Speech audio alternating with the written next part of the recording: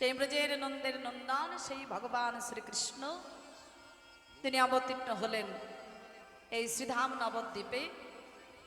রাধা কৃষ্ণ মিলিত তনু গৌর সুন্দর এলেন কোথায় না শ্রীধাম নবদ্বীপ। নবদ্বীপ মাঝে অবতীর্ণ হলেন শচী গর্ভ সিন্ধু মাঝে। বাঙালির ঘরে বাংলার ঘরে বাংলা মায়ের গর্ভে এলেন ভগবান শ্রীকৃষ্ণ গোড়া রূপ। তাহলে কথা হচ্ছে যে যিনি ভগবান, যিনি অনন্ত কোটি বিশ্ব ব্রহ্মাণ্ডের মালিক স্বেচ্ছাময় পুরুষ, তিনি কেন এলেন এই শ্রীধাম নবদ্বীপে? নবদ্বীপের মাটিতে কেন এলেন? জগতে তো আরো অনেক জায়গা ছিল, সুন্দর সুন্দর জায়গা, মাধুর্যময় জায়গা, মাধুর্যমণ্ডিত জায়গা। তো ভগবান সেই সব জায়গাতে গেলেও তো পারতেন গো, তাই না? তিনি কেন এলেন এই বাংলার মাটিতে শ্রীধাম নবদ্বীপে, নদিয়া জেলার শ্রীধাম নবদ্বীপ। নবদ্বীপের মাটিতে কি এমন আছে ভগবান সেখানে এলেন? এটা জানতে গেলে আমাদের একটু দৃষ্টান্ত জানতে হবে, কারণ দৃষ্টান্ত না দিলে সিদ্ধান্তে আসা যায় না। নারদের মনে বড় অহংকার ছিল যে আমার মতো বড় ভক্ত ত্রিজগতে কেউ নেই। আমি যেভাবে ভগবানকে ভালোবাসি, ভগবানের সেবা করি, ভগবানের নাম করি, এমন করে নাম করতে সেবা করতে জগতে আর কেউ পারে না। কিন্তু আমার ভগবান তিনি তো দর্পহারী, তিনি তো কারোর অহংকার দর্প দেখেন না বাবা। ভগবান ভাবলেন যে নারদের মনে বড় অহংকার হয়েছে, আমাকে অহংকার চূর্ণ করতে হবে। নারদের অহংকার চূর্ণ করার জন্য আমার ভগবান একদিন ছলনার আশ্রয় নিলেন। কি ছলনা? শিরোপীড়া। শির মানে মস্তক, পীড়া মানে যন্ত্রণা, মাথার যন্ত্রণা ছলনা নিলেন আমার ভগবান। আর এই ছলনা নিয়ে ডেকে পাঠালেন নারদ মুনিকে। যেই নারদ মুনি অবতীর্ণ হয়েছেন ভগবানের সম্মুখে, প্রভু তুমি আমায় ডেকেছো, কেন ডাকলে দয়াময়? হ্যালো গো নারদ, তোমায় কেন ডেকেছি জানো? আজ আমার বড্ড কষ্ট গো, আমার খুব কষ্ট হচ্ছে জানো। দয়াময় তোমার কষ্ট হচ্ছে মানে কি হয়েছে তোমার? তুমি আমায় বলো, কেন তুমি কেন এত কষ্ট পাচ্ছ? কি হয়েছে তোমার? নারদ, আজ আমার শিরোপীড়া হয়েছে। প্রভু তোমার শিরোপীড়া হয়েছে, তো তুমি একটু অপেক্ষা করো, আমি তাড়াতাড়ি করে একটা ভালো বদ্যি কবিরাজ ডেকে নিয়ে এসে আমি তোমার চিকিৎসা করাবো। চলে যাচ্ছি নারদ মুনি। ভগবান ডাক দিলেন, নারদ, ওগো নারদ শোনো, আমার পুরো কথাটা তো শোনো। নারদ, আজকে আমার যে শিরোপীড়া হয়েছে, যে যন্ত্রণা নিয়ে আমি ছটপট ছটপট করছি, এই যন্ত্রণা কোনো বদ্যি কবিরাজের ঔষধই সারবে না। বলে তবে কিসে সারবে? যদি কোনো ভক্তের চরণ ধুলি এনে তুমি আমার মস্তকে দিতে পারো, তবে আমি আমার এই যন্ত্রণা হইতে, এই কষ্ট হইতে আমি মুক্ত হব। প্রভু ভক্তের চরণ ধুলি? তুমি একটু অপেক্ষা করো, আমি দেখে আসি কোথায় ভক্তের চরণ ধুলি পাই। হরি বল। দেখুন নারদের মনে বড় অহংকার যে আমার মতো বড় ভক্ত জগতে কেউ নেই, কিন্তু যেই ভগবান চাইলেন ভক্তের চরণ ধুলি, নারদ মুনি বলে প্রভু তুমি একটু অপেক্ষা করো, আমি দেখে আসি কোথায় ভক্তের চরণ ধুলি পাই। ছুটতে ছুটতে চললেন, মনে মনে চিন্তা করলেন আমি যাব ব্রহ্মলোকে, পিতা ব্রহ্মার কাছে। আমি তো জানি পিতা ব্রহ্মা আমার প্রভুর নাম চতুর্মুখী জপ করে। আমার মন বলছে পিতা ব্রহ্মার হইতে বড় ভক্ত জগতে কেউ নাই। আমি যাব তার কাছে, তার থেকে চরণ ধুলি এনে আমি প্রভুর মস্তকে দিয়ে প্রভুকে আমি সুস্থ করব। ছুটতে ছুটতে চললেন ব্রহ্মলোকে, অবতীর্ণ হলেন ব্রহ্মলোকে। পিতা ব্রহ্মার জয় ধ্বনি করে ব্রহ্মার কাছে গিয়ে বলে, পিতা আজ আমি বড় আশা নিয়ে আপনার কাছে এসেছি। কি হয়েছে নারদ, তুমি এত বিচলিত হয়ে আছো? কিছু হয়েছে?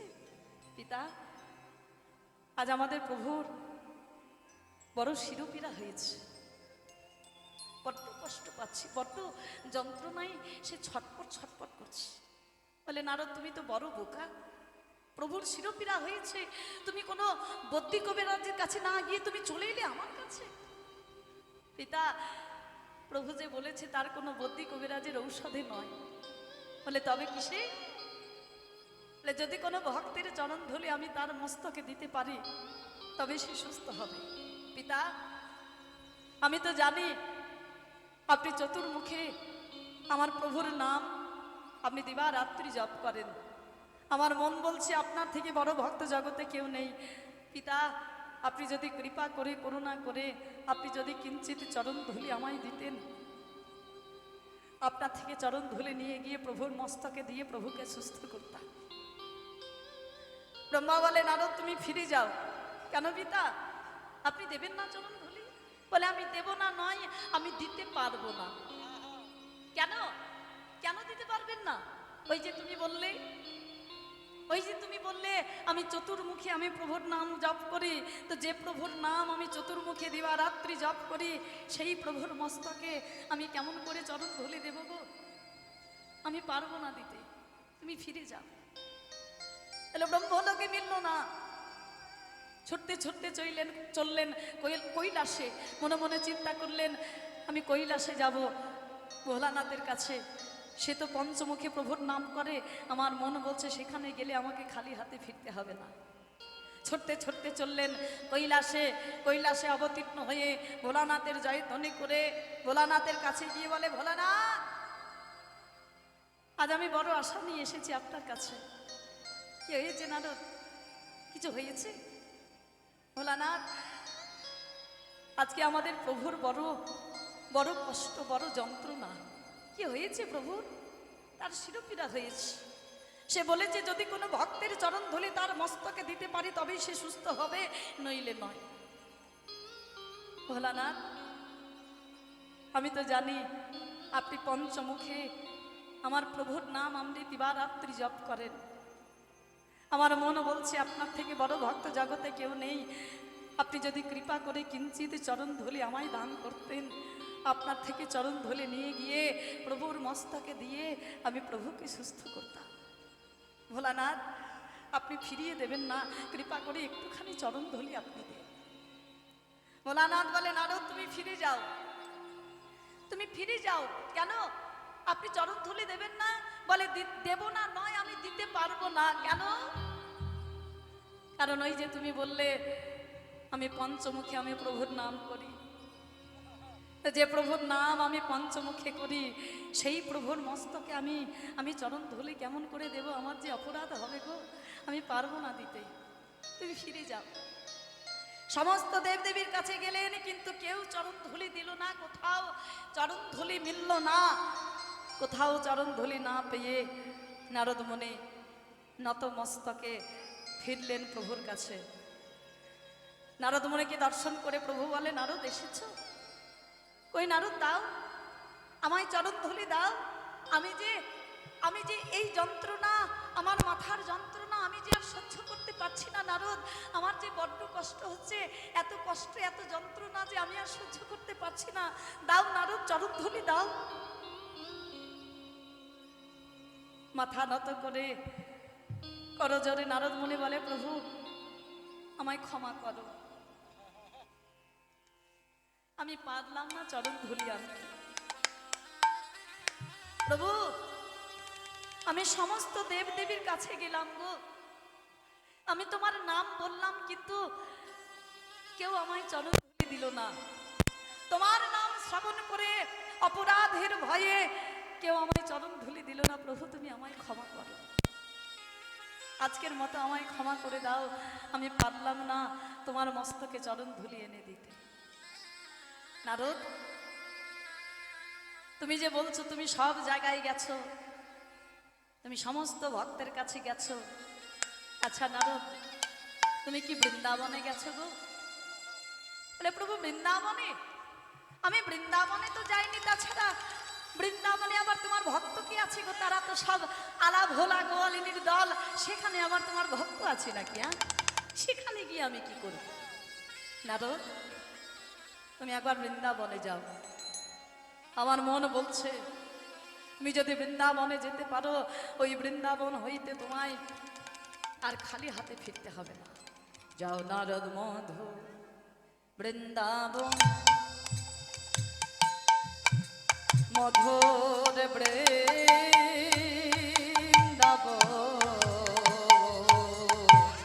যাও নারদ মধুর বৃন্দাবন, মধুর বৃন্দাবন। যাও নারদ মধুর বৃন্দাবন, মধুর বৃন্দাবন। যাও নারদ মধুর বৃন্দাবন। যেথায় আছে মা যশোদা, মা যশোদা পিতা নন্দ,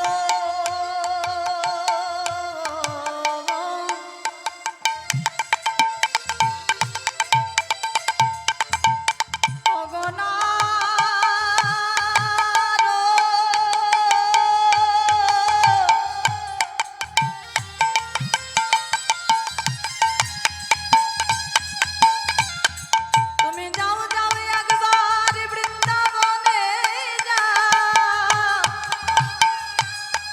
বৃন্দাবনে গেলে পরে তোমার মনোবাসনা পূর্ণ হবে। যেথায় আছে মা যশোদা পিতানন্দ, আছে গোপী গোপী গা।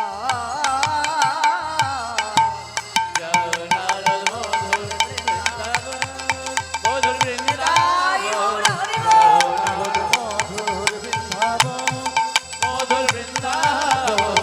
যাও নারদ মধুর বৃন্দাবন, মধুর বৃন্দাবন। যাও নারদ মধুর বৃন্দাবন। নারদ, তুমি একবার বৃন্দাবনে যাও। আমার মন বলছে তুমি বৃন্দাবনে গেলে তোমায় খালি হাতে ফিরতে হবে না। যাও, তাড়াতাড়ি যাও। প্রভুর কথা মতো ছুটতে ছুটতে চললেন বৃন্দাবনে। আর যেই বৃন্দাবনে অবতীর্ণ হলেন, বৃন্দাবনে ব্রজবাসীরা যেই দর্শন করলেন নারদ মুনিকে, নারদ মুনিকে দর্শন করে তারা চমকে উঠলেন। ওগো ওগো নারদ, তুমি এই বৃন্দাবনে, আগো আমাদের আমাদের গোপাল ভালো আছে তো?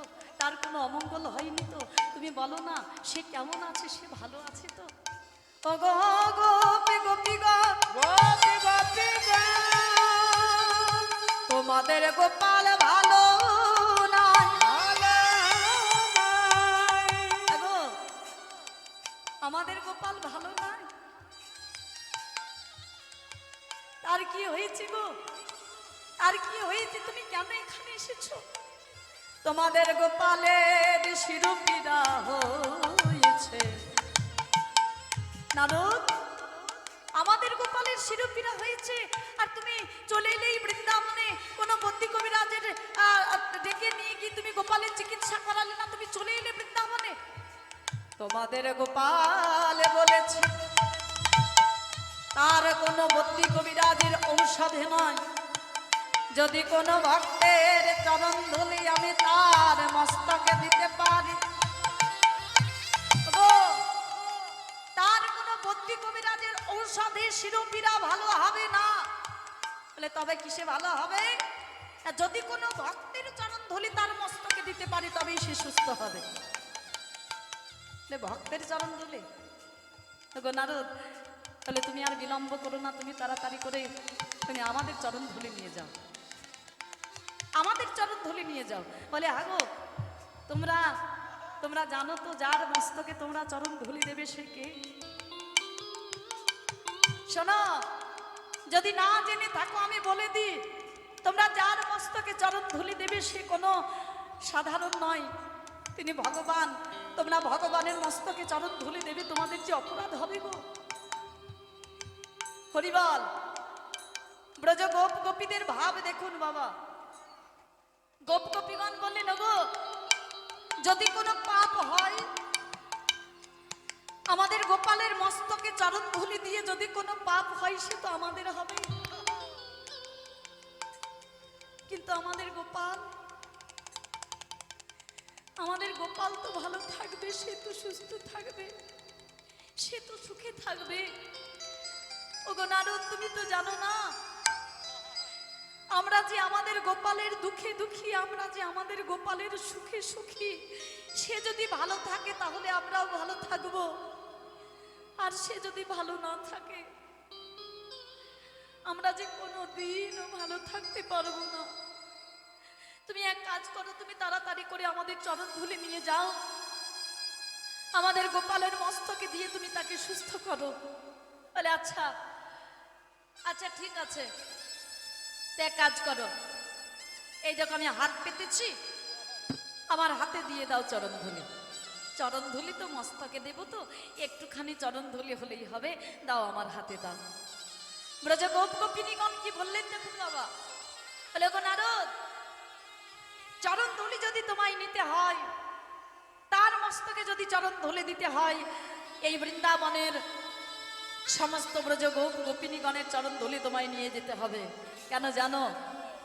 পাপ যদি হয়, পাপ যদি কিছু হয় তো আমাদের সকলের হোক, পাপের ভাগে যদি হই আমরা, আমরা সকলে হব, কিন্তু আমাদের গোপাল যেন ভালো থাকে, সেই যেন সুস্থ থাকে। ভালোবাসা কাকে বলুন বাবা, দেখুন কাকে বলে। ব্রজ গোপ গোপিনীগণ তারা গোপালের মস্তকে চরণ ধুলি দিলে যে পাপ হবে সে ভয় তারা করছে না, যে ভগবানের মস্তকে চরণ ধুলি দেবে তাদের অপরাধ হবে, তাদের পাপ হবে, সে ভয় তারা করছে না। পাপ যদি হয় তো আমাদের সকলের হোক, তুমি চরণ ধুলি যদি নিয়ে যেতে হয় সবার চরণ ধুলি নিয়ে যাও। এখন নারদমুনি তো রীতিমতন বিপদে পড়েছে যে এত ভক্তের চরণ ধুলি আমি কেমন করে নেব, কি করে নিয়ে যাব।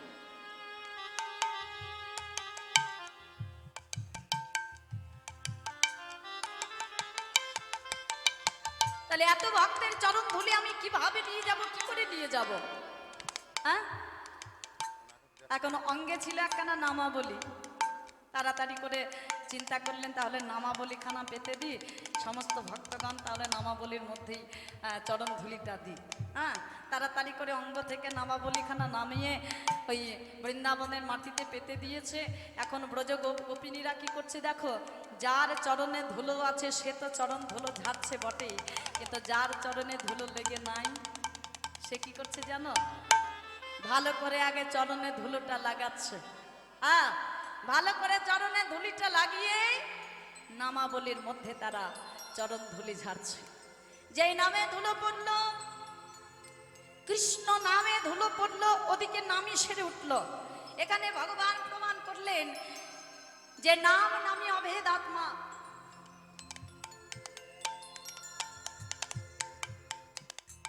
নাম নামে অভেদ আত্মা, যে নাম সেই কৃষ্ণ ভজ নিষ্ঠা করি, নামের সহিত আছে আপনি শ্রীহরি।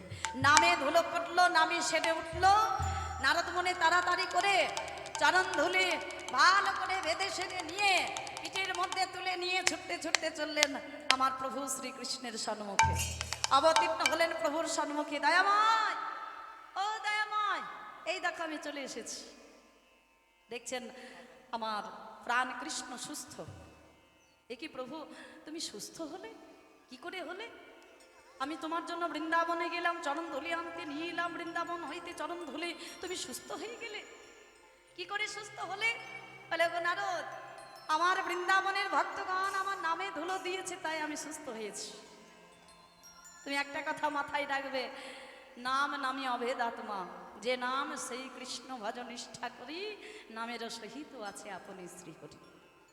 তবে নারদ, ভগবান এখানে বলতে ছাড়লেন না যে নারদ তোমার মনে না বড় অহংকার ছিল যে আমার মতো বড় ভক্ত ত্রিজগতে কেউ নেই, তুমি দেখলে তো যে আমার পরম প্রিয় ভক্ত, আমার প্রাণের ভক্ত কোথায় আছে? আমার একমাত্র প্রাণের ভক্ত যদি কোথাও থেকে থাকে সেটা হলো শ্রীধাম বৃন্দাবন। নারদ মুনি নতমস্তকে বলে, প্রভু আমার বড় শিক্ষা হয়েছে, আর বলো না। আচ্ছা প্রভু, আমি যে চরণ ধুলি নিয়ে এলাম বৃন্দাবন হইতে, এই চরণ ধুলি আমি এখন কি করব? তাহলে শোনো, এ হলো আমার ভক্তের চরণ ধুলি, আমার প্রাণ প্রিয় ভক্তের চরণ ধুলি। এই চরণ ধুলি তুমি অবহেলা করবে না, অবজ্ঞা করবে না। এই চরণ ধুলি তুমি আকাশে বাতাসে উড়িয়ে দাও, ছড়িয়ে দাও। এই নারদ মুনি কি করলেন? সেই বৃন্দাবনের ভক্তের চরণধুলি আকাশে বাতাসে ছড়িয়ে দিলেন। আর সেই চরণধুলি উড়তে উড়তে উড়তে উড়তে এসে এই পশ্চিমবাংলার সুরধনির তীরে 9টি দ্বীপের সৃষ্টি হলো, যেটা আমরা নবদ্বীপ বলে জানি। আমার ভগবান তিনি আর অন্য কোথাও নয়, যেখানে সেই বৃন্দাবনের ভক্তের চরণধুলি অবতীর্ণ, সেই বৃন্দাবনের ভক্তের চরণধুলি তিনি অঙ্গে মাখবেন বলে, সেই ভক্তের প্রেমের ঋণ শোধ করবেন বলে এলেন এই ধরার মাঝে নদিয়া জেলার শ্রীধাম নবদ্বীপে।